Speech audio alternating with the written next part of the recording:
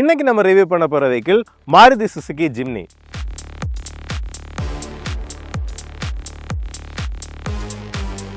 இந்த வண்டியோட ரிவ்யூவில் நம்ம டீட்டெயிலாக என்ன பார்க்க போகிறோம் அப்படின்னா, நம்ம கொஞ்சம் லேட்டாக தான் இந்த ஜிம்னியோட ரிவ்யூமே பண்ணுறோம். இருந்தாலும் இப்போ ரீசெண்டாக நம்ம தார் ராக்ஸோட ரிவ்யூமே பண்ணியிருந்தோம். ஸோ அதை கம்பேர் பண்ணும்போது என்னென்ன அட்வான்டேஜஸ் நமக்கு ஜிம்னியில் இருக்குது, என்னென்ன ப்ரைஸ் பாயிண்ட் வச்சு கம்பேர் பண்ணும்போது கிட்டத்தட்ட இப்போ ஆஃபர்ஸ் உங்களுக்கு மேக்ஸிமம் கிடச்சிது அப்படின்னா கிட்டத்தட்ட ஒரு 15.5 லட்சத்துலேயே உங்களுக்கு இந்த பேஸ் மாடலே வாங்கிக்கலாம். அதில் உங்களுக்கு எல்லா வேரியண்ட்லேயுமே உங்களுக்கு இந்த ஜிம்னியில் அந்த ஆல் கிரிப் சிஸ்டம், அதாவது அந்த 4 வீல் டிரைவ் சிஸ்டமே வர்றதுனால உங்களுக்கு அது கண்டிப்பாக ஒரு அட்வான்டேஜாக இருக்குது. இருந்தாலும் இந்த குட்டி கார் ஏன் அவங்க ஒரு பெரிய சக்ஸஸாக நமக்கு மார்க்கெட்டில் கொண்டு வர முடியலை, கூடவே யார் யாருக்கு இந்த ஜிம்னி ரொம்பவே சூட் ஆகும் அப்படிங்கிறத பற்றி டீட்டெயிலாக தெரிஞ்சுக்க போகிறோம். நீங்கள் பார்த்துருக்கிற சக்கரம் கார்ஸ் அண்ட் பைக்ஸ், ஒருவேளை நம்ம சேனலை நீங்கள் ஃபஸ்ட் டைமாக பார்க்குறீங்க இல்லை சப்ஸ்கிரைப் பண்ணாமல் பார்த்துருக்கீங்க அப்படின்னா மறக்காமல் சப்ஸ்கிரைப் பண்ணிவிட்டு பெல் ஐக்கானை ப்ரெஸ் பண்ணிக்கோங்க. அப்போ தான் ஃபியூச்சர் அப்டேட்ஸ் எதுவுமே உங்களுக்கு மிஸ் ஆகாது.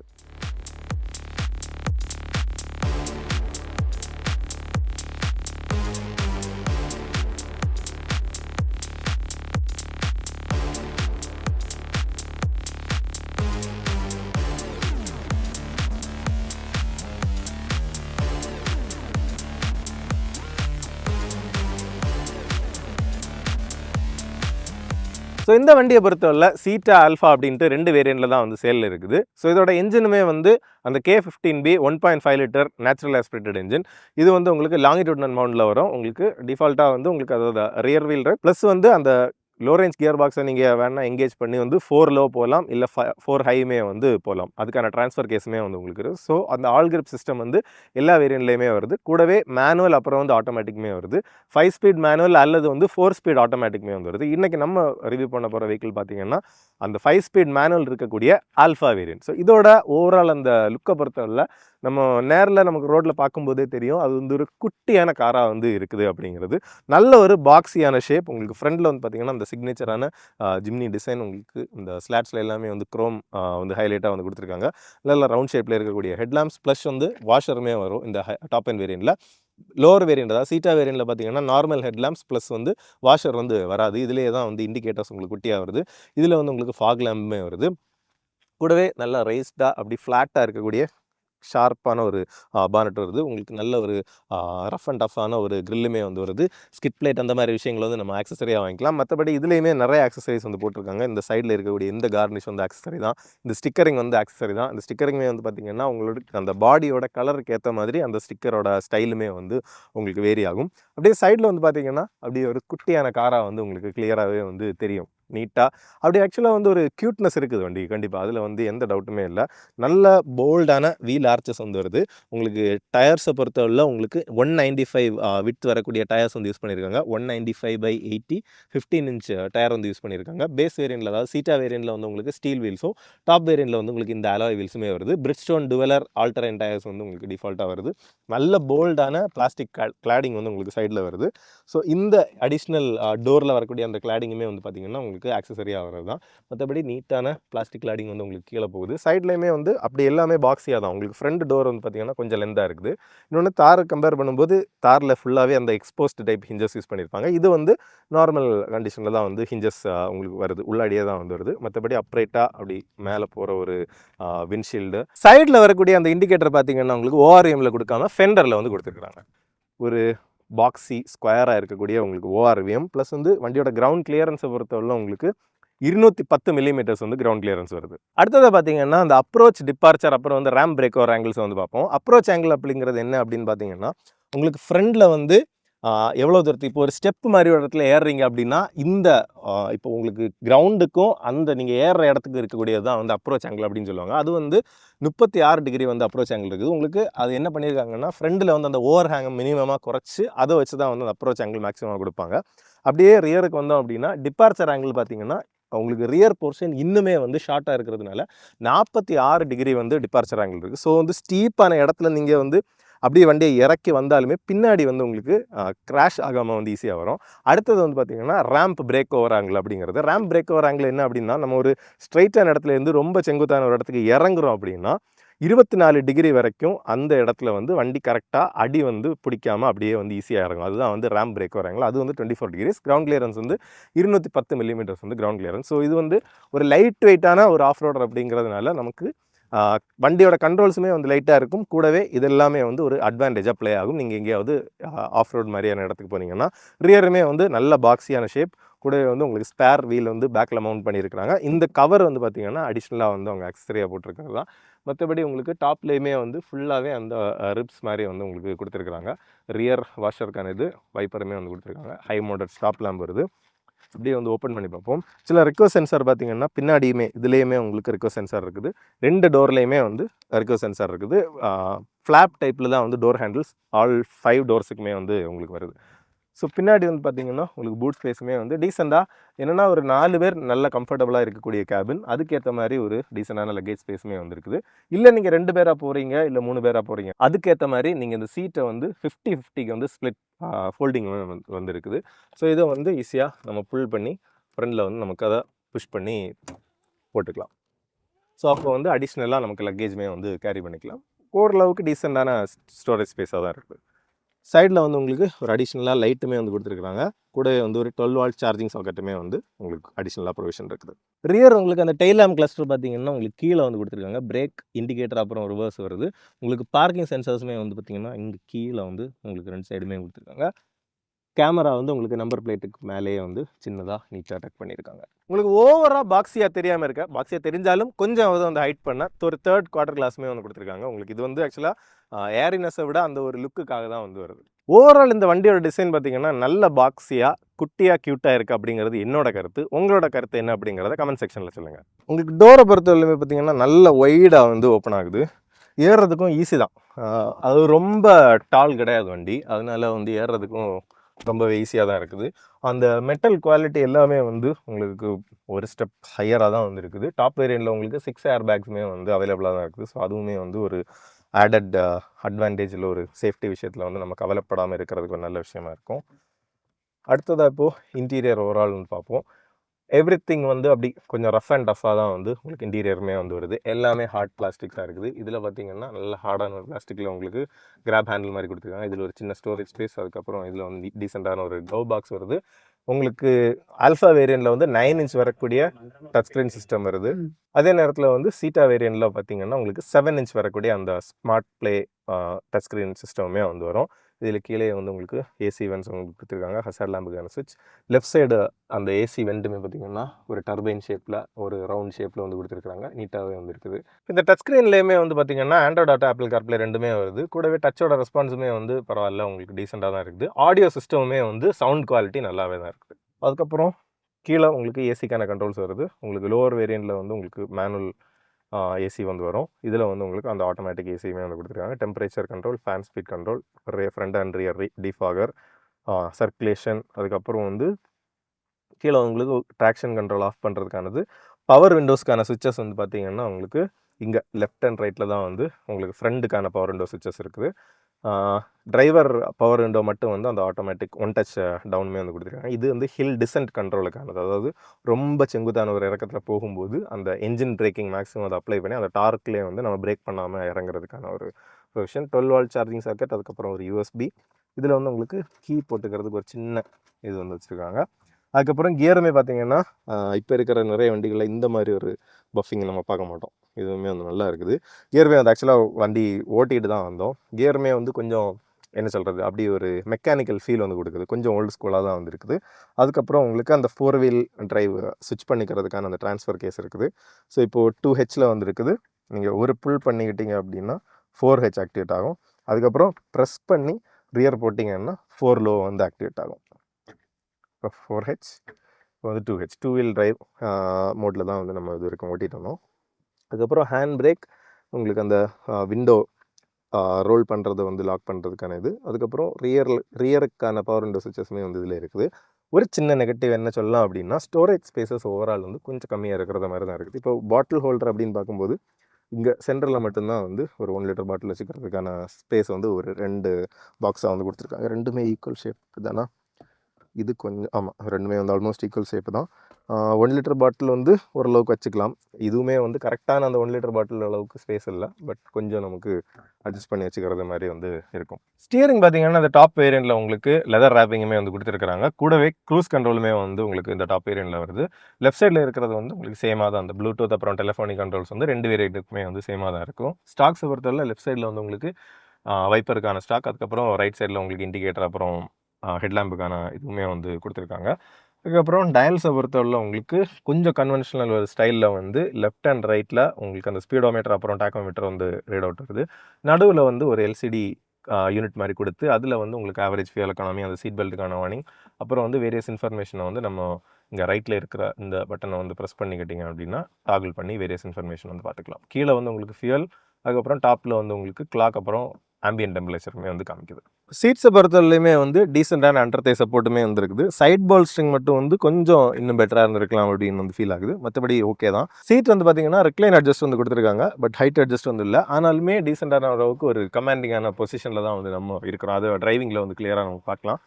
கூடவே டாப் வேரியண்ட் இந்த ஆல்ஃபாவில் வந்து புஷ் பட்டன் ஸ்டார்ட்டுமே வந்து வருது. அதுக்கப்புறம் அந்த ஆட்டோமேட்டிக் ஸ்டாப் சிஸ்டம் வந்து ஆன் ஆஃப் பண்ணிக்கிறதுக்கானது இருக்குது. இது வந்து அந்த ஹெட்லாம்ப் வாஷருக்கான இதை வந்து ஆப்ரேட் பண்ணுறது எப்படி அப்படின்னு பார்த்தோம்னா, ஹெட்லாம்ப் வந்து நமக்கு கம்ப்ளீட்டாக ஆனில் இருக்கணும். அதுக்கப்புறம் வந்து இதை ப்ரெஸ் பண்ணிக்கிட்டிங்க அப்படின்னா உங்களுக்கு அந்த ஸ்ப்ரே வந்து நல்ல ஹை ப்ரெஷரில் வந்து உங்களுக்கு ஹெட்லாம்பை வந்து வாஷ் பண்ணுது. ஸோ ஆஃப் ரோடெல்லாம் எப்போது போகிறவங்களுக்கு கண்டிப்பாக ஒரு யூஸ்ஃபுல்லான ஃபீச்சர். ஹெட்லாம்ப் லெவலர் அப்புறம் வந்து உங்களுக்கு மிரரை வந்து ஓப்பன் அண்ட் க்ளோஸ் பண்ணிக்கிறதுக்கான பட்டன் க்ளோஸ் ஆகிடுச்சு, இப்போ வந்து ஓப்பன் ஆயிடுச்சு. அதுக்கப்புறம் வந்து லெஃப்ட் அண்ட் ரைட் மிரர்ஸை வந்து உங்களுக்கு அந்த மிரரோட அட்ஜஸ்ட்மெண்ட்டை வந்து பண்ணிக்கலாம். இப்போ டோரில் பார்த்தீங்கன்னா ஸ்டோரேஜ் வந்து கொஞ்சம் கம்மியாக தான் இருக்குது. வேலெட் அந்த மாதிரி விஷயங்கள் வந்து நமக்கு இதிலே வச்சுக்கலாம். பட் வந்து ஒரு பாட்டில் ஹோல்டர் டீசென்ட் சைஸில் வந்து கொடுத்துருந்தாங்கன்னா கண்டிப்பாக வந்து பெட்டராக இருக்கும். ஏன்னா ஆஃப் ரோட் நம்ம போகும்போதெல்லாம் கொஞ்சம் சம்மர் சீசன்லாம் போவோம், பாட்டில் ஹோல்டர்ஸ் வந்து இன்னுமே கண்டிப்பாக வந்து ஆட் பண்ணியிருக்கணும். மற்றபடி டீசெண்டான ஒரு ஹார்ட் பிளாஸ்டிக் குவாலிட்டியில் வந்து கொடுத்துருக்காங்க. அந்த க்ளோசிங் வந்து அந்த குவாலிட்டியுமே வந்து நல்லா ஸ்ட்ராங்காக தான் இருக்குது. நல்லா மெட்டீரியல் குவாலிட்டி கொஞ்சம் ஹெவியாக தான் வந்து இருக்குது. இப்போ பேக் சீட்டோட கம்ஃபர்ட்டுமே வந்து பார்ப்போம். பேக் சீட்டில் உங்களுக்கு இந்த டாப்பில் வந்து ஓப்பனிங் நல்லா ஹையாக இருக்குது, இதில் வந்து கொஞ்சம் சின்னதாக இருக்குது. இருந்தாலும் ஈஸி தான். இதில் அப்படியே ஒரு நேச்சுரலான பொசிஷனில் நம்ம அப்படி ஏறி வர்றது மாதிரி தான் இருக்குது. ஒன்று என்னென்னு பார்த்தோம்னா தியேட்டர் சீட்டிங் அப்படின்னு சொல்லுவாங்க. தியேட்டர் சீட்டிங்னா ஃப்ரண்ட் வந்து கொஞ்சம் லோவாக இருக்குது, பேக் வந்து கொஞ்சம் கூட ஹையாக இருக்குது. ரியரில் இருக்கிறவங்களுக்கு அது ரொம்பவே நல்லா இருக்கும். காலை வந்து நீட்டாக வச்சுக்கலாம். எனக்கு கரெக்டான லெக் ரூம் வந்து இருக்குது. இதில் வந்து கொஞ்சம் ஒரு ஸ்கூப்பிங் மாதிரி வந்து இருக்குது. ஸோ ஓகேவா வந்துருக்கலாம். என்னோட டிரைவிங் பொசிஷனுக்கு கரெக்டாக வந்து வச்சிருக்கேன். என்னோட ஹைட் வந்து பார்த்தீங்கன்னா 177 சென்டிமீட்டர்ஸ். ஸோ இது வந்து ஸ்ட்ரிக்ட்லி ஒரு 4 சீட்டர் தான். அவங்க ப்ரொஜெக்ட் பண்ணுறது என்னென்னா 2 3-point சீட் பெல்ட்ஸ் வந்து கொடுத்துருக்காங்க. 2 மூவபிள் ஹெட் ரெஸ்ட்ரெயின்ட்டுமே வந்து உங்களுக்கு வருது. அதுக்கப்புறம் சீட் வந்து பார்த்தீங்கன்னா கொஞ்சம் உங்களுக்கு அந்த ஒரு ரெக்லைனுமே வந்து இருக்குது. என்னென்னா அங்கே பின்னாடி அந்த லாக் ஆகிற இடத்துலையுமே வந்து 2-3 ஸ்டெப்பில் வந்து லாக் ஆகுது. அதனால் கொஞ்சம் வந்து உங்களுக்கு ரெக்லைனுமே உங்களுக்கு ஏற்ற மாதிரி கொஞ்சம் அட்ஜஸ்ட் பண்ணிக்கலாம். டீசென்ட்லி கம்ஃபர்டபுளாக தான் இருக்குது. உங்களுக்கு ஹெட் ரூம் வந்து ஓகே, நல்ல லெவலில் வந்து ஹெட் ரூம் இருக்குது. பின்னாடி வந்து லைட்டுமே கொடுத்துருக்காங்க, கிராப் ஹேண்டில் நீங்கள் ஆஃப் ரோடு தான் போனாலும் பிடிச்சிக்கிறதுக்கு. அதுக்கப்புறம் பவர் விண்டோக்கான சுவிச்சஸ்மே பார்த்திங்கன்னா உங்களுக்கு டோரில் அப்படியே வந்து எம்பர்ட் பண்ண மாதிரி குட்டியான ஒரு சுவிட்சாக கொடுத்துருக்காங்க. ஸ்பீக்கர்ஸுமே வந்து ரியர் டோரில் கொடுத்துருக்காங்க. ஸ்டோரேஜ் இல்லாதது தான் ஒரு சின்ன நெகட்டிவாக இருக்குது. மற்றபடி ஓகேவான ஒரு சீட்டு தான். விண்டோ லைனுமே வந்து ரொம்ப ஹை இல்லை, டீசெண்டாக அப்படியே ஒரு ஸ்கொயரிஷாக இருக்குது. உங்களுக்கு அப்படி வந்து அடைஞ்ச ஒரு ஃபீல் இருக்காது. டீசெண்டாக வந்து நமக்கு அந்த ஸ்பேஸுமே வந்து தெரியுது. நல்லா ஒய்டாக ஓப்பன் ஆகுது.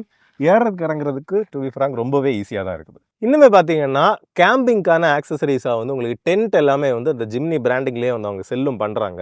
ஸோ அதில் வந்து இன்னும் யூஸ்ஃபுல்லான ஒரு ஃபீச்சரை பார்த்தீங்கன்னா, இப்போது பேக் சீட்டை வந்து ஓரளவுக்கு நான் மேக்ஸிமம் ரிக்ளைனில் வந்து வச்சுருக்கிறேன். ஃப்ரண்ட் சீட்டை என்ன பண்ணியிருக்கோம் அப்படின்னா, உங்களுக்கு இந்த லோவர் இதை வந்து ஃபுல்லாக அந்த ரயிலில் வந்து ஃப்ரண்ட் மூவ் பண்ணியிருக்கோம். அதுக்கப்புறம் இதை சீட்டை வந்து ஃபுல்லாகவே வந்து ரெக்ளைன் பண்ணியிருக்கோம். இப்போ வந்து நீங்கள் ஒரு சோஃபாவில் இருந்துட்டு அப்படி ஒரு ஓட்டமேனில் காலை வச்சுக்கிறது மாதிரி அப்படி நீட்டாக ஸ்ட்ரெச் பண்ணி வந்து இருக்கலாம். ஸோ நைட்டு ஸ்டே பண்ணணுன்னா கூட எல்லாம் இதுவுமே வந்து நீங்கள் யூஸ் பண்ணிக்கலாம். அதாவது அந்த ஆஃப் ரோடு அட்வென்ச்சரஸான கேம்பிங் எல்லாம் போகிறவங்களுக்கு கண்டிப்பாக இது ஒரு யூஸ்ஃபுல்லான ஃபீச்சராக இருக்குது.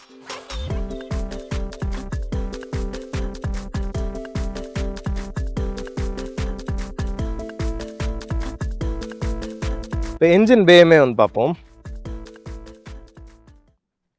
இப்போ வந்து டீசெண்டான ஒரு வெயிட் இருக்கக்கூடிய வந்து பானட் வருது உங்களுக்கு. மற்றபடி என்ஜின் பார்த்தீங்கன்னா ட்ரான்ஸ்ஃபர்ஸ், அதாவது முன்னாடி இருந்து பின்னாடி போகிறது மாதிரி இருக்கும். அந்த டிஃபரன்ஷியல்ஸில் போய் வந்து உங்களுக்கு ரியர் வீலுக்கு வந்து பவர் போகும். கூடவே வந்து ஃப்ரண்ட்டுக்குமே வந்து டிஃபரன்ஷியல் இருக்கும். உங்களுக்கு வந்து 4 வீல் டிரைவ் சிஸ்டத்துக்கு ஏற்ற மாதிரி நீட்டாக வந்து லே அவுட் பண்ணியிருக்காங்க. ஈஸியாக வந்து ஒர்க் பண்ணுறதுக்கும் இருக்கும். ஸோ இப்போ நம்ம வந்து ஜிம்னியை வந்து ட்ரைவ் பண்ணுவோம். ஆக்சுவலாக என்ஜினை பொறுத்தவரை அந்த K15B உங்களுக்கு அந்த 4 cylinder petrol engine naturally aspirated தான். பவர் அவுட்புட் வந்து பார்த்தீங்கன்னா 105 PS பவர், அப்புறம் வந்து 135 நியூட்டன் மீட்டர் ஆஃப் டார்க் வந்து ப்ரொடியூஸ் பண்ணோம். மேனுவலில் 5 ஸ்பீட், ஆட்டோமேட்டிக்கில் வந்து 4 ஸ்பீட் டார்க் கன்வெர்ட்டர் ஆட்டோமேட்டிக்குமே வந்து வருது. ஸோ இது உங்களுக்கு ஓட்டுறதுக்கு எப்படி இருக்குது அப்படிங்கிறத பொறுத்தவரை இனிஷியல் ஃபீல் வந்து கிளச் நமக்கு நல்ல லைட்டாக தான் இருக்குது. ஆனால் கியர் வந்து இப்போ இருக்கிற நமக்கு மாடர்ன் மாருதி கார்ஸ் எல்லாமே வந்து அப்படி ஸ்லிக்காக வந்துருக்கும். பட் இது வந்து கொஞ்சம் நமக்கு அந்த ஒரு மெக்கானிக்கல் ஃபீல் வந்து கொஞ்சம் கொடுக்குது. இன்னொன்று ஸ்டியரிங் என்னென்னு பார்த்தோம்னா மற்ற மாருதி கார்ஸை விட கொஞ்சம் வந்து ஒரு வெயிட் வந்து ஃபீல் ஆகுது. என்னென்னா அந்த தார் ராக்ஸ் ட்ரைவ் பண்ண எக்ஸ்பீரியன்ஸ் வச்சு நம்ம கம்பேர் பண்ணி சொன்னோம் அப்படின்னா அந்த அவ்வளோ பெரிய வண்டிக்கே வந்து ரொம்ப லைட்டாக இருந்துச்சு. எனக்கு வந்து நான் நிறைய வீடியோஸில் வந்து சொல்லியிருப்பேன், கொஞ்சம் ஒரு ஹெஃப்ட்டும் கொஞ்சம் ஒரு வெயிட்டும் இருக்கக்கூடிய ஸ்டியரிங்ஸ் வந்து எனக்கு பிடிக்கும் அப்படிங்கிறது. ஸோ எனக்கு கொஞ்சம் பிடிச்சது மாதிரி கொஞ்சம் வந்து ஒரு சாலிடான ஒரு ஃபீல் இருக்குது. பட் அந்த டெட் சென்டர் வந்து கொஞ்சம் கண்டிப்பாக நமக்கு இருக்குது. அதுக்காக ரொம்ப ஹெவி அப்படின்னு நீங்கள் எக்ஸ்பெக்ட் பண்ணாதீங்க, லைட்டாக தான் இருக்குது. நமக்கு ஈஸியாக வந்து அப்படி மனோவர் பண்ணி டிராஃபிக்கில் எல்லாம் ஓட்டுறதுக்குமே வந்து சூப்பராக தான் இருக்குது. இன்னொன்று குட்டி கார் தான், விசிபிலிட்டிக்கு பிரச்சனையே கிடையாது. நமக்கு மிரர்ஸுமே வந்து அடிக்வேட்டாக இருக்குது. அந்த 4 மீட்டருக்கு உள்ளாடி தான் வந்து லென்த்துமே, ஈஸியாக யார் வேணாலுமே வந்து ட்ரைவ் பண்ணலாம். பானட் வந்து நீட்டாகவே விசிபிளாக இருக்குது. இப்போது ஹைட்டு சீட்டுக்கு வந்து ஹைட் அட்ஜஸ்ட் கிடையாது, இருந்தாலும் ஓரளவுக்கு நல்ல கமாண்டிங்கான டிரைவிங் பொசிஷன் தான் வந்து கொடுத்துருக்காங்க. பானட் நீட்டாக விசிபிளாக இருக்கும். கொஞ்சம் ஹைட்டுக்கு கொஞ்சம் கம்மியான ஆட்களுக்குமே வந்து கண்டிப்பாக பானட் தெரியும். நீட்டாக ஜட்ஜ்மெண்ட் வந்து பண்ணி நமக்கு ஓட்ட முடியும்.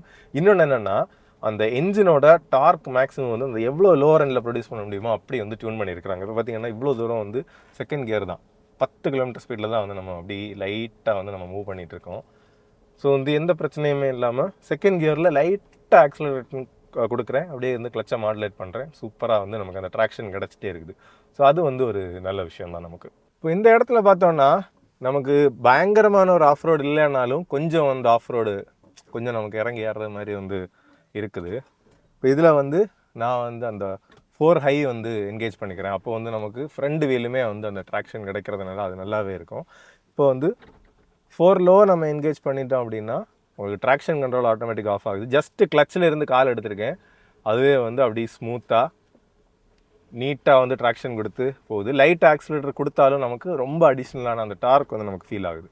ஸோ இதிலேருந்து இப்போ நான் ஆஃப் பண்ணி ஸ்டாப் பண்ணிவிட்டு இப்போ 4Hல வந்து பார்த்திங்கன்னா அப்படியே ஸ்மூத்தாக வந்து நமக்கு கிடைக்குது. இப்போ டிஃபரன்ஷியல் ஆனாக இருக்கிறது நமக்கு ஸ்க்ரீன்லேயுமே வந்து தெரியுது. இப்போ இந்த இடத்துக்குமே பார்த்தோன்னா நான் வந்து அந்த 4H மோடுக்கு வந்து போட்டுட்டேன். இப்போ வந்து ஏறுமா அப்படிங்கிறத பார்ப்போம். இல்லை அப்படின்னா நமக்கு அந்த 2Hஐ வந்து போட்டுக்கலாம். ஸோ இதில் வந்து அந்த 4Hலேயே வந்து நமக்கு ஈஸியாக வந்து ஏறுது. ஸோ இது வந்து ஒரு மினிமலான ஆஃப் ரோடு தான், ரொம்ப எக்ஸ்ட்ரீமான ஆஃப் ரோட் கிடைக்கல. இன்னொரு ஆப்பர்ச்சுனிட்டி கிடச்சுன்னா கண்டிப்பாக டெடிக்கேட்டடாக ஒரு வீடியோ போடுவேன். ஸோ இப்போ வந்து கொஞ்சம் ரஃப் ரோட்டில் நம்ம கேஷுவலாக ஓட்டினா எப்படி இருக்குது அப்படிங்கிறத பார்ப்போம். ஸோ சஸ்பென்ஷன் என்ன டைப்பில் யூஸ் பண்ணியிருக்காங்க அப்படின்னு பார்த்தீங்கன்னா 3 லிங்க் ரிஜிட் ஆக்சல் சஸ்பென்ஷன் வந்து யூஸ் பண்ணியிருக்காங்க. கூடவே வந்து நமக்கு அந்த காயில் ஸ்ப்ரிங்குமே வந்து அந்த அடிஷ்னல் கம்ஃபர்ட்டுக்கு வந்து நமக்கு கொடுத்துருக்காங்க. ஸோ இந்த முன்னாடி ஜிப்ஸி எல்லாம் பார்த்தீங்கன்னா நமக்கு நார்மல் ஒரு பட்டை டைப் லீஃப் டைப் தான் வந்து கொடுத்துருப்பாங்க. ஸோ இதில் கொஞ்சம் ரஃப்பான ரோட்ஸில் தான் சில கேஷுவலாக ஓட்டும்போது அந்த ரைடு வந்து ரொம்ப ப்ரில்லியண்ட்டாக இருக்குது அப்படின்னு தான் வந்து சொல்லணும். இன்னொன்று அந்த கிரவுண்ட் கிளியரன்ஸுமே இருக்கிறதுனால நம்ம ரொம்ப கேஷுவலாக வந்து ஓட்ட முடியுது. பார்த்திங்கன்னா ரொம்ப ஃப்ரீயாக பெருசாக சஸ்பென்ஷன் நாய்ஸ் எதுவுமே இல்லை. அது அவ்வளோத்துக்கு மோசமான ரோடுக்கு கம்பேர் பண்ணும்போது ஒரு லேடர் ஆன் ஃப்ரேமில் நமக்கு பெருசாக வந்து இந்த டாஸிங்கில் நல்ல கண்ட்ரோலாக தான் வந்துருக்கு. பின்னாடியுமே ஏன்னா அவங்களும் அந்த கம்ஃபர்ட் வந்து நமக்கு மேக்ஸிமம் கிடைக்குது அப்படின்னு தான் சொல்லியிருந்தாங்க. என்னென்னா தார் ராக்ஸ் வந்து நம்ம சொல்லியிருந்தோம் மேக்ஸிமம் வந்து அவங்க அந்த ஹை ஸ்பீட் டைனாமிக்ஸுக்கு வந்து டியூன் பண்ணதுனால அந்த ஹையர் ஃப்ரீக்வன்சியில் இருக்கிற வைப்ரேஷன்ஸை டேம்பிங் பண்ணுற அளவுக்கு வந்து அது உங்களுக்கு லோ ஸ்பீட் ரைடு வந்து நமக்கு கிடைக்கல. லோ ஸ்பீடு வந்து கொஞ்சம் பவுன்ஸியாக இருந்த மாதிரி ஃபீல் ஆச்சுது. பட் இதில் வந்து பார்த்திங்கன்னா லோ ஸ்பீட் ரைடு வந்து ரொம்பவே எக்ஸலண்ட்டாக வந்து நமக்கு இருக்குது. ஸோ அந்த ரைட் கம்ஃபர்ட் வந்து நீங்கள் கேஷுவலாக அந்த பேட்சான ரோட்ஸில் எல்லாம் ஈஸியாக அப்படியே வந்து ட்ரைவ் பண்ணிகிட்டே வந்து போகலாம். ஸோ அதுதான் வந்து அந்த சஸ்பென்ஷனோட ஹைலைட்டாக வந்து எனக்கு ஃபீல் ஆகுறது. இப்போ வந்து கொஞ்சம் மோசமான ரோட்ஸில் வந்து கொஞ்சம் நார்மலான ஸ்பீடில் போயிட்டுருக்கோம். ஒரு 4th கியர் அப்படியே வந்து வண்டி அசராமல் சூப்பராக வந்து அந்த ரைட் கம்ஃபர்ட் கொடுக்குது. இப்போ கொஞ்சம் கார்னர்ஸுமே வந்து பார்ப்போம். சில ஸ்டியரிங் வந்து சேம் வெயிட்டில் தான் வந்து நமக்கு மெயின்டைன் ஆகுது. அப்படி அடிஷ்னலாக வெயிட்டு ரொம்ப ஃபீட்பேக் எல்லாம் இல்லை, இருந்தாலும் டீசெண்டாக நமக்கு கொடுக்குது. பாடி ரோல் நான் நினச்சதுக்கு ரொம்ப கம்மியாக தான் இருக்குது. என்ன ஆஸ்பெக்டில் எப்படி சொல்கிறேன் அப்படின்னா இப்போ இது வந்து ட்ராக் ரொம்ப அந்த விட்த்து வந்து நமக்கு ரொம்ப கம்மி தான். ஏன்னா 4 மீட்டர்ஸ் தான் வந்து வண்டியோட லென்த்தும். வீல்ஸ் வந்து நமக்கு 4 கார்னரில் கரெக்டாக பிளேஸ் ஆகிருக்கிறதுனால அந்த ஒரு லென்த் வந்து இருக்குது. ஆனால் ட்ராக் அதாவது விட்த்து வந்து நமக்கு கொஞ்சம் கம்மி தான். ஸோ அப்படி வச்சு பார்க்கும்போது ப்ளஸ் வந்து 195 விட்த் இருக்கக்கூடிய டயர்ஸ் தான் வந்து யூஸ் பண்ணியிருக்காங்க அப்படின்னு பார்க்கும்போது கம்பேரிட்டிவ்லி அந்த ஹைட்டுக்கும் எல்லாம் வச்சு பார்க்கும்போது பாடி ரோல் ரொம்பவே வந்து கம்மியாக தான் இருக்குது. இப்போ 5th கியர் நம்ம அப்படியே கேஷுவலாக நம்ம அதே ரேஞ்சில் வந்து அப்படியே ஓட்ட முடியுது. கியர் சேஞ்சஸ் பெருசாக வந்து நமக்கு தேவையில்லை, அதுதான் வந்து ஃபேக்ட்டு. பார்த்திங்கன்னா 50க்கு கீழே வந்துட்டோம், அப்படியே 5th கியர் நம்ம அப்படியே லைட்டாக ஆக்சிலரேட் பண்ணி போனோம்னாலே ஈஸியாக இருக்குது. ரொம்ப கார் லைக்காக ஈஸியாக வந்து இருக்குது. அந்த இடத்துலையுமே இப்போ அவங்க டக்குன்னு லெஃப்ட்டு போனாங்க, அதுக்கு ஜஸ்ட்டு பிரேக் பண்ணி டக்குன்னு வந்து ரைட்டு நான் புல் பண்ணேன். அதுவுமே வண்டி அப்படி கேஷுவலாக வந்து ஹேண்டில் ஆகி வருது, ஈஸியாக ஓட்டுறதுக்கு. எங்கேயுமே ரொம்ப வந்து மூமெண்ட் தெரியாமல் ஒரு கார் மாதிரி தான் வந்து அது பிஹேவ் பண்ணுது. அந்த டியூனிங்கை வந்து அவங்க கொண்டு வந்துருக்கிறது ஒரு பெரிய பாசிட்டிவ் தான். இன்னொரு கார்னருமே வந்து கொஞ்சம் புஷ் பண்ணி பார்ப்போம். ஒரு 70 கிட்ட 4th கியர் கொஞ்சம் வந்து அண்டர் ஸ்டியர் இருக்குது. நம்ம நினைக்கிற அளவுக்கு வந்து வண்டி வந்து கட் ஆகலை, கொஞ்சம் வந்து அது ஒரு இடம் எடுத்து தான் கொஞ்சம் அண்டர் ஸ்டியர் ஆகி தான் வந்து வண்டி திரும்புது. ஆனாலும் சர்ப்ரைசிங்லி அந்த பாடி கண்ட்ரோல் வந்து நல்லாவே இருக்குது. இன்னொன்று அந்த மெக்கானிக்கல் ஃபீல் எங்கே கிடைக்குது அப்படின்னா, ஸ்பீட் பிரேக்கர் நம்ம ஏறி இறங்கி அப்படி ஜஸ்ட் கிளச் மாடுலேட் பண்ணி எடுத்தோம்னா கொஞ்சம் வைப்ரேஷன்ஸ் வந்து நமக்கு இருக்கும். இதை வந்து நான் ஆக்சுவலாக நெகட்டிவாக சொல்லலை, ஏன்னா இந்த மாதிரி ஒரு லாங்கிடியூட்டல் மவுண்டில் நமக்கு ஒரு ஆஃப் ரோட் ஸ்பெசிஃபிக்காக இருக்கும்போது அந்த ரிஃபைன்மெண்ட் வந்து பயங்கரமாக இல்லை, கொஞ்சம் வந்து அந்த மெக்கானிக்கல் ஃபீலாக இருக்குது அப்படிங்கிறது வந்து நம்ம சொன்னதான். ஏன்னா கியருமே வந்து கொஞ்சம் லாங் த்ரோவாக தான் இருக்குது, கிளச் வந்து நமக்கு நல்ல லைட்டாக தான் இருக்குது. கிளச் வந்து நமக்கு எந்த விதத்துலையுமே அனாயிங்காக இருக்காது, கண்டிப்பாக லாங் டேர்ம்லேயுமே வந்து நமக்கு நீட்டாக தான் இருக்கும். அடுத்ததாக வந்து ஏசியோட பெர்ஃபார்மன்ஸும் கண்டிப்பாக சொல்லி ஆகணும். மாருதி ஏசி வந்து எந்த விதத்துலேயுமே நம்ம எந்த கார்லேயுமே வந்து குறை சொல்ல முடியாது. நான் பர்சனலாக ஒரு மாருதி யூசர், 9+ இயர்ஸ் ஆகுது. இன்னைக்கு வரைக்கும் ஏசிக்கு வந்து நான் ஜஸ்ட் ரெகுலராக சர்வீஸ் பண்ணும்போது அவங்க என்ன பண்ணுவாங்கன்னு தெரியல, அவ்வளோதான். நான் ஏசிக்காக இது இன்னைக்கு வரைக்கும் அடிஷ்னலாக எனக்கு ஒரு பில்லோ ஒரு மெயின்டெனன்ஸ் அடிஷ்னலாகவோ பண்ணதே வந்து கிடையாது. ஸோ அதுதான் அந்த மாருதியோட ஏசியோட குவாலிட்டி. ப்ளஸ் இதில் வந்து பார்த்திங்கன்னா அந்த ஹில் ஹோல்டு கண்ட்ரோலுமே வந்து இருக்குது. இப்போ வந்து ஸ்டீப்பான இடத்துல நம்ம நிப்பாட்டிட்டோம், இப்போ வந்து பிரேக்கில் இருந்து கார் எடுத்தாச்சு, வண்டி ஹோல்ட் ஆகுது, நம்ம கரெக்டாக வந்து ஆக்சிலரேட் பண்ணி எடுக்க முடியும்.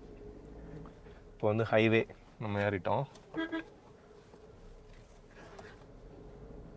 ஹைவேல கொஞ்சம் புஷ் பண்ணி ஓட்டி பார்ப்போம். இப்போ ஆக்சிலரேஷனுமே பார்த்தோம்னா நல்ல குயிக்காக தான் இருக்குது, ஃப்ரீயாக வந்து ரேஸ் ஆகுது. ஆனால் அந்த ஒரு 3000 RPM மேலே போனாலே வந்து இந்த பஸ் கொஞ்சம் நமக்கு ஹெவியாக ஃபீல் ஆகுது. 5th கியர் ஸ்டெபிலிட்டி நல்லா தான் இருக்குது. 100 கீழே வச்சுருந்தீங்கன்னா இன்ஜினோட பெரிய நாய்ஸ் எதுவுமே வந்து இல்லை. ஆனால் ஹைவேல வரும்போது என்ன அப்படின்னா அந்த ரோடோட கேரக்டரிஸ்டிக்ஸ் வந்து கொஞ்சம் நமக்கு ஃபீல் ஆகுது. மற்ற கார்ஸ் வந்து இந்த இடத்துல வந்து அப்படி ரொம்ப ஸ்டேபிளாக எந்த அசைவுமே இல்லாமல் போகும். பட் இதில் வந்து சின்ன ஒரு இது இருக்குது. ஆனால் நம்ம போயிட்டு இருக்க ஸ்பீடு பார்த்தீங்கன்னா 110, ஈஸியாக அந்த ஸ்பீடு வந்து நமக்கு மெயின்டைன் பண்ண முடியுது. ஃபார் த மோஸ்ட் பார்ட் அப்படி மோஸ்ட் பார்ட் இல்லை, ஸ்டேபிளாக தான் இருக்குது. நமக்கு ஸ்டெபிலிட்டி வைஸ் எந்த பிரச்சனையுமே வந்து இல்லை. இப்போ இந்த பிரிட்ஜுமே வந்து எக்ஸ்பென்ஷன் ஜாயின் இருக்குது, இது எப்படி போகுது அப்படிங்கிறத பார்ப்போம். எக்ஸ்பென்ஷன் ஜாயின் சுத்தமாக தெரியல, பின்னாடி தெரியுதா? சுத்தமாக வந்து அந்த எக்ஸ்பென்ஷன் ஜாயின் தெரியல, அப்படி வந்து ஸ்டேபிளாக இருக்குது. இப்போ இந்த கார்னருமே வந்து எடுப்போம், அப்படியே வந்து 115 ரேஞ்சுக்கு ஸ்பீடு போயிட்டு டெஸ்டிங்காக தான் இது பண்ணுறோம். ரெகுலராக ஜிம்னி எல்லாம் இந்த மாதிரி யூஸ் பண்ணாமல் இருக்கிறது நல்லது. இந்த கொஞ்சம் ஓவர் ஸ்டியர் இருக்குது, வின் நாய்ஸ் வந்து கொஞ்சம் நமக்கு ஹெவியாக இருக்குது. ஏன்னா அந்த பாக்ஸி ஷேப்னால அந்த வின் நாய்ஸ் ஹெவியாக இருக்குது. டயர் நாய்ஸ் பெருசாக இல்லை, என்னென்னா என்ஜினோட நாய்ஸ் கொஞ்சம் நமக்கு இருக்கிறதுனால டயர் நாய்ஸ் வந்து அதுக்கு மேலே வந்து நமக்கு பெருசாக வரல. அப்படியே வந்து மெயின்டைன் பண்ணி போக முடியுது. ஸ்டியரிங் வந்து இன்னும் கொஞ்சம் வந்து ஒரு வெயிட் ஆடாக இருந்துச்சுன்னா நல்லா இருக்குது. என்னென்னா டெட் சென்டர் நமக்கு இப்போ பார்த்தீங்கன்னா இவ்வளோத்துக்கு ஒரு சென்டரில் ஒரு ஸ்லாக்காக டெட் சென்டர் வந்து நமக்கு கிடக்குது. ஸோ அது மட்டும் கொஞ்சம் கண்ட்ரோல் பண்ணியிருந்தாங்கன்னா நல்லாயிருக்கும். மற்றபடி கொஞ்சம் அண்டுலேஷன்ஸாக இருக்குது அப்படின்னா, ஏன்னா கொஞ்சம் சாஃப்டான ஒரு சஸ்பென்ஷனாக தான் வந்து ஓவரால் அந்த டியூனிங் பண்ணியிருக்கிறாங்க. அதனால தான் நமக்கு அந்த லோ ஸ்பீடும் மீடியம் ஸ்பீட்லையுமே எந்த ஒரு இதுவுமே நமக்கு தெரியாமல் அந்த ரைட் குவாலிட்டி கிடைக்கிறது. ஸோ அதனால சின்ன ஒரு ஃப்ளோட் வந்து நமக்கு ஃபீல் ஆகுது. பின்னாடி தெரியுது அந்த ஃப்ளோட் லைட்டாக ரொம்ப லைட்டாக தான். இந்த ஆஸ்பெக்ட் வந்து பார்த்தீங்கன்னா உங்களுக்கு தாரில் அந்த ஃப்ளோட்டே இருக்காது, வண்டி அப்படி வந்து சாலிடாக வந்து போகும். ஸோ அந்த ஃப்ளோட் ரோடு ஃப்ளாட்டாக இருக்குது அப்படின்னா பிரச்சனை இல்லை, கொஞ்சம் அந்த அண்டுலேஷன்ஸ் இருந்துச்சுன்னா அந்த சின்ன ஒரு ஃப்ளோட் மட்டும் வந்து இருக்குது. ஸோ ஓவரால் டிரைவிங் ஆஸ்பெக்டில் வந்து வெர்டிக்ட் அப்படின்னு சொல்லணும்னா ஸ்லோ ஸ்பீடாக நம்ம ஓட்டும் போது கொஞ்சம் ஒரு மெக்கானிக்கல் ஃபீலுமே வந்து கிடைக்குது. அந்த ஸ்டியரிங் மட்டும் கொஞ்சம் இன்னும் கொஞ்சம் கேலிப்ரேட் பண்ணி கொஞ்சம் பெட்டர் ஆக்கியிருந்தாங்கன்னா இன்னும் சூப்பராக வந்து அந்த ஃபீல் கிடச்சிருக்கு. ஸ்லோ ஸ்பீடில் நல்லா இருக்குது, ஹை ஸ்பீடுக்கும் ஏற்ற மாதிரி கொஞ்சம் ஸ்டியரிங்கை டியூன் பண்ணியிருந்தாங்கன்னா 100% சார்ட்டடாக இருக்கும். அந்த லோ ஸ்பீட் ரைடு எக்ஸலண்ட், ஹைவேல வந்து அந்த மேனர்ஸ் கொஞ்சம் வந்து ஓகேஷாக இருக்குது. பட் நம்ம அந்த ஒரு சின்ன கார் கொஞ்சம் ஆஃப் ரோட் சென்ட்ரிக் அப்படின்னு பார்க்கும்போது அதுக்கான ஆஸ்பெக்ட்ஸ் எல்லாமே வந்து 100% சூப்பராக தான் வந்து நமக்கு இருக்குது. இப்போ வந்து ஹைவேல வந்து ஒரு 110+ வந்து க்ரூஸ் பண்ணியிருக்கோம். நான் வந்து பேக் சீட்டில் வந்து இருக்கேன். இதில் வந்து அந்த ஃப்ளோட் வந்து கொஞ்சம் தெரியுது, என்னன்னா காங்கிரீட் ரோடு நமக்கு. ஸோ அதில் இருக்கிற அந்த பேச்சஸ் வந்து கொஞ்சம் ஃப்ளோட்டு நமக்கு தெரியுது. அது மட்டும்தான் வந்து இதாக இருக்குது. மற்றபடி டிரைவிங் அப்படின்னு பார்க்கும்போது ஸ்பீடு பெருசாக தெரியலனாலும் நம்ம அந்த லேன் சேஞ்ச் எல்லாம் பண்ணும்போது கொஞ்சம் வந்து அந்த ஒரு ஓவர் ஸ்டியர் ஆகிறது மாதிரி தான் தெரியுது. நம்ம கரெக்டாக நினச்ச இடத்துக்கு வராமல் கொஞ்சம் கூட அது போய் வந்து கட் ஆகிறது மாதிரி தான் தெரியுது. லேன் சேஞ்ச் பண்ணும்போது அந்த சின்ன ஒரு என்ன சொல்கிறது, ஒரு சின்ன ஒரு மூமெண்ட்டுமே வந்து தெரியுது. மற்றபடி ரொம்ப பிக் பண்ணி சொல்லணும்னா தான் இந்த ஹை ஸ்பீட் மேனர்ஸ் மட்டும்தான் வந்து இருக்கு, நமக்கு கொஞ்சம் குறைச்சலாக வந்து சொல்ல முடியுது. மற்றபடி ஒரு ப்ரைஸ் பாயிண்டில் வந்து பார்க்கும்போது அதோட பர்பஸே வந்து ஒரு லைஃப் ஸ்டைல் வெஹிக்கிளாக. இப்போ ஹைவேல வந்து ஒரு 100 நீங்கள் கீப் பண்ணி அப்படியே போகிறீங்க அப்படின்னா நமக்கு பெருசாக வந்து தெரியாது. அதுக்கு மேலே போனால் தான் வந்து அந்த நெகட்டிவ்ஸ் வந்து கொஞ்சம் நமக்கு வெளியே தெரியுது. ஒரு 15 to 17 lakhs ரேஞ்சில் வந்து இந்த மேனுவல் வித் வந்து அந்த லோ ரேஞ்ச் கியர் பாக்ஸோட கண்டிப்பாக எனக்கு அது ஒரு நல்ல வேல்யூ ஃபார் மணியாக தான் தெரியுது. அட்லீஸ்ட் இந்த ஆஃபர்ஸோட. ஏன்னா அவங்க இனிஷியலாகவே அந்த கரெக்டான ப்ரைஸிங்கில் வந்து வண்டியை கொண்டு வந்துருந்தாங்கன்னா இன்னும் கொஞ்சம் வந்து அந்த சேல்ஸ் வந்து இருந்திருக்கும் அப்படின்னு எனக்கு கண்டிப்பாக வந்து ஃபீல் ஆகுது. இன்னொன்று அந்த 2-door ஜிம்னியை வந்து ஃபஸ்ட்டே அவங்க கொண்டு வந்துட்டு அதுக்கான ஒரு ஃபேன் ஃபாலோயிங்கை மார்க்கெட்டில் வந்து க்ரியேட் பண்ணிட்டு இந்த வண்டியை வந்து கொஞ்சம் கூட சீக்கிரமாக லான்ச் பண்ணியிருந்தாங்க அப்படின்னா இன்னுமே வந்து இந்த வண்டி வந்து ஹிட்டாக வந்து மாறி இருக்கும் அப்படின்ட்டு எனக்கு வந்து கண்டிப்பாக வந்து ஃபீல் ஆகுது. உங்களோட கருத்துக்கள் என்ன அப்படிங்கிறதையுமே வந்து கண்டிப்பாக கமெண்ட் செக்ஷனில் வந்து சொல்லுங்கள். இப்போ வந்து ஹை ஸ்பீட் பிரேக்கிங்குமே வந்து பார்ப்போம். இப்போ பிரேக்கிங்குமே வந்து பார்த்தீங்கன்னா ஒரு கார், அதாவது வெல் டியூன்டான ஒரு காரில் நம்ம பிரேக் பண்ண எப்படி இருக்குமோ அந்த மாதிரி வந்து நமக்கு பிரேக்கிங்குமே வந்து கிடைக்குது. டிரைவிங்லேயுமே அப்படி தான் தெரியுது. பின்னாடியுமே ரொம்ப வந்து இந்த ட்ராகுமே வந்து தெரியலை. அது ஒரு நல்ல பாசிட்டிவ். பிரேக் டியூனிங் வந்து சூப்பராக பண்ணியிருக்காங்க அப்படிங்கிறது. இப்போ ஸ்டியரிங்கோட டியூனிங்கில் ஒரே ஒரு நெகட்டிவ் என்ன அப்படின்னு பார்த்தோம்னா, நம்ம ஆல்ரெடி வீடியோலையுமே எக்ஸ்பிளைன் பண்ணோம். டிரைவ் பண்ணும்போது ஆக்சுவலாக வண்டி வந்து நமக்கு அண்டர் ஸ்டியர் ஆகுது. அதாவது என்னென்னா நம்ம நினச்சி ஒரு லைனுக்கு பிளேஸ் பண்ணோம் அப்படின்னா அந்த லைனுக்குள்ளாடி வராமல் அதை விட அடிஷ்னலான ஒரு இடம் வந்து அது எடுத்துக்குது. ஸோ அந்த அண்டர் ஸ்டியர் மட்டும் வந்து கொஞ்சம் இதாக இருக்குது. நம்ம ஒரு ஸ்டேட் ஹைவேல வந்து கார்னர்ஸ் எடுத்தாலும் சரி, ஹைவேல வந்து ஒரு 100 போயிட்டு நம்ம திருப்பினாலும் சரி, நம்ம நினைக்கிறத விட அது வந்து கொஞ்சம் கூட ஸ்பேஸ் எடுத்து தான் வந்து திரும்புது. ஸோ அந்த அண்டர் ஸ்டியர் மட்டும் கொஞ்சம் கண்ட்ரோல் பண்ணியிருக்கலாம். இப்போ நிறைய பேரோட ஒரு நெகட்டிவ் தாட் என்ன இருக்கும் அப்படின்னா, அந்த 1.5 வந்து அண்டர் பவர்டாக இருக்குமா அப்படின்ட்டு. கண்டிப்பாக வந்து அண்டர் பவர்ட் கிடையாது. ஏன்னா அவ்வளோத்துக்கு குவிக்காக ஆக்சிலரேட் ஆகுது. உங்களுக்கு ஒரு 1000 RPMலேருந்தே அந்த ட்ராக்ஷன் தாராளமாக வந்து இருக்குது. 1000க்கு கீழே வந்து நம்ம ஜஸ்ட்டு கிளச் மாடுலேட் பண்ணோம்னா சூப்பராக வந்து பவர் இருக்குது. டக்குன்னு ஸ்பீடு பில்ட் ஆகுது. ஒரு 60 to 70 அந்த ரேஞ்சில் நம்ம கேஷுவலாக டவுனுக்குள்ளாடியெல்லாம் ஓட்டும்போது எந்த மோசமான ரோட்னாலும் பிரேக்கே பண்ண வேண்டாம், அப்படியே நம்ம போனால் கூட வண்டி வந்து அந்த சஸ்பென்ஷனே அது வந்து ஃபுல்லாகவே ஹேண்டில் பண்ணிடுது. நமக்கு பெருசாக டாஸிங் எதுவுமே இல்லாமல் நீட்டாக வந்து அதுவே ஹேண்டில் பண்ணுது. ஸோ அப்படி பார்க்கும்போது அந்த ப்ரைஸ் பாயிண்ட்டு கண்டிப்பாக ஒரு நல்ல வேல்யூ ஃபார் மணி பேக்கேஜ் தான் எனக்கு வந்து ஃபீல் ஆகுது. ஸோ இந்த ஓவரால் வண்டியோட அந்த ஃபீச்சர்ஸ் என்னென்ன இருக்குது, கூடவே வந்து ரிவ்யூலே நம்ம அக்ராஸ் வந்து பாசிட்டிவ்ஸ் நெகட்டிவ்ஸ் எல்லாமே வந்து சொல்லியிருக்கிறோம். ஸோ என்னை பொறுத்தவரை இந்த ப்ரைஸ் பேக்கெட்டில், அதாவது அந்த 16 lakhs ரேஞ்சிலே வந்து அந்த பேஸ் வேரியண்ட்டை வாங்கிட்டு நீங்கள் அந்த அலாய் வீல்ஸை மட்டும் மாற்றினாலே ஒரு 32,000 கிட்ட வந்து அது அஃபிஷியல் ஆக்சஸரியாகவே அலாய் வீல்ஸ் வருது. அதை மட்டும் மாற்றிக்கிட்டிங்கனாலே ஒரு ஃபுல்ஃபில்டான ஒரு காராக வந்து உங்களுக்கு கிடைக்கும் அப்படின்னு எனக்கு வந்து பர்சனலாக ஃபீல் ஆகுது. என்ன அப்படின்னு பார்த்தோம்னா, மற்ற இப்போ ஒரு 5 சீட்டராக இல்லை ஒரு ஆஃப் ரோட் வண்டி நீங்கள் எடுக்கிறீங்க அப்படின்னாலும் அதில் வந்து உங்களுக்கு டர்போ பெட்ரோல், டர்போ டீசல்னு மெயின்டெனன்ஸ் ஹையாக இருக்கும். ஏன்னா இதை வந்து நம்ம ஒரு லைஃப் ஸ்டைல் வெஹிக்கிளாக தான் வந்து வாங்குகிறோம். அப்படி வாங்கும்போது நமக்கு எவ்வளோத்துக்கு எவ்வளோ அந்த மெயின்டெனன்ஸும் காம்ப்ளெக்சிட்டியும் கம்மியாகவும் ரிலையபிலிட்டி ஜாஸ்தியாகவும் இருக்குதோ அப்போ தான் வந்து நம்ம டக்குன்னு ஒரு ட்ரிப் போகணுன்னாலும் ஈஸியாக வந்து எடுத்துகிட்டு போகலாம். அதே நேரத்தில் அந்த காம்ப்ளெக்சிட்டிஸும் மெயின்டெனன்ஸும் வந்து ஃபஸ்ட் ஃப்ரீயாக வந்து நமக்கு கிடைக்கும் அப்படிங்கிறத என்னோட வந்து கருத்தாக இருக்குது. குட்டியான ஒரு க்யூட்டான வண்டி. உங்களோட கருத்துக்கள் என்ன அப்படிங்கிறத வந்து சொல்லுங்கள். யாராவது ஓனர்ஸ் இருந்தீங்கன்னா கண்டிப்பாக வந்து நாகர்கோவில், திருநெல்வேலி சரௌண்டிங்கில் யூஸ் பண்ணியிருக்கீங்க அப்படின்னா நீங்களுமே எங்களை வந்து அந்த மெயிலுக்கு அல்லது வாட்ஸ்அப் நம்பருக்கு வந்து காண்டாக்ட் பண்ணுங்கள். நம்ம ஒரு ஓனர்ஷிப் ரிவ்யூ வந்து முடிஞ்சால் பிளான் பண்ணிக்கலாம். ஹோப் இந்த வீடியோ வந்து கண்டிப்பாக உங்களுக்கு யூஸ்ஃபுல்லாக இருந்திருக்கும் அப்படின்னு நினைக்கிறோம். வீடியோ பிடிச்சிருந்தால் மறக்காமல் லைக் பண்ணுங்கள். உங்கள் ஃப்ரெண்ட்ஸ், ஃபேமிலி எல்லாருக்குமே வந்து ஷேர் பண்ணி சேனல் குரோ ஆகுமே வந்து ஹெல்ப் பண்ணுங்கள். அவங்களையுமே சப்ஸ்கிரைப் பண்ண வைங்க. எப்போவுமே நம்ம சொல்கிறது தான், வண்டி ஓட்டும்போது ஒரு நிதானம் அப்படிங்கிறது மனசில் இருக்கட்டும். அப்போ தான் வந்து நமக்கும் மற்ற ரோடியோஸஸ்க்குமே வந்து சேஃப்டியாக இருக்கும். இன்னொரு வீடியோவில் பார்க்கலாம். Bye by.